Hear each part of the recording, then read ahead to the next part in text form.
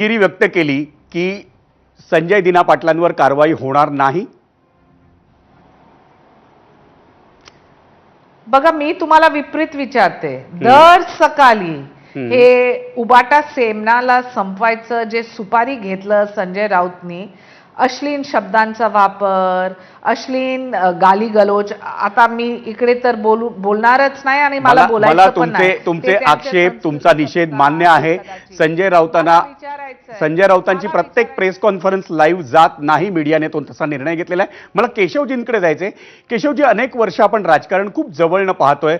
मग शरद पवार, बाळासाहेब ठाकरे, विलासराव देशमुख आणि गोपीनाथ मुंडे या मंडळींची नातेसंबंध, रिलेशन आपण राजकारणात, व्यासपीठावर आणि त्या पलीकडचे नातेसंबंध आपण सातत्याने पाहिले आणि खूप आनंद घेतला त्यांच्यामधल्या राजकीय जुगलबंदीचा। पण आत्ता असं काय झालंय की प्रत्येक राजकीय नेता एकमेकांवर तलवार उपसून असतो। नाही, ही वस्तुस्थिती आहे एक महाराष्ट्रामधलं जे एक प्रकारचं आणि फार जुनी नाहीये। 2019 पर्यंत महाराष्ट्रात असंच होतं।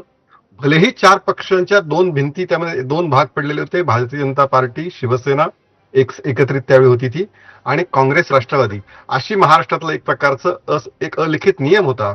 आणि मात्र 19ला जे चित्र बदललं त्याच्यानंतर महाराष्ट्रात जे गढूळ वातावरण झालं, तर त्याचा पहिला मान द्यायचा असेल, माफ करा तुम्हाला आवडणार नाही, पण याची सुरुवात केली उद्धव ठाकरे यांनी।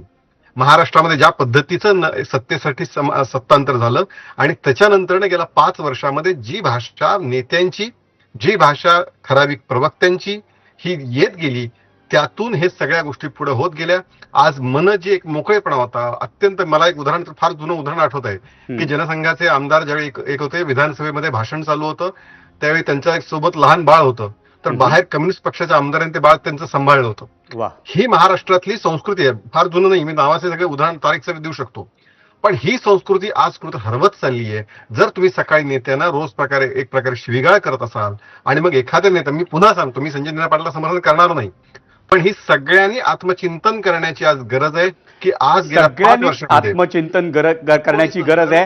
हा केशव उपाध्यांचा मुद्दा घेऊन आपण या चर्चेत इथेच थांबूया।